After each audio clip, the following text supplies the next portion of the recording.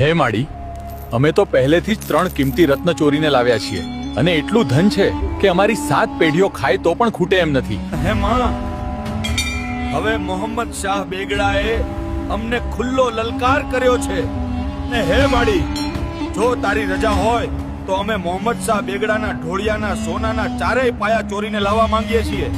ત્યારે મહાકાળી માતા કૃપાથી પ્રસન્ન થઈ બોલ્યા, હું હંમેશા તમારી સાથે છું. જો હું તમને મોહમ્મદ શાહ બેગડાના હાથમાં આવવા દઉં તો હું ગઢ પાવાની કાળકા નહીં કહેવાઉં. મારું વચન ક્યારે કંઈ ખોટું નથી પડતું. ને પછી ખાપરો અને ઝવેરી મહાકાળી માતાના આશીર્વાદ સાથે મોહમ્મદ શાહ બેગડાના રાજ્યમાં ઉતરી પડ્યા.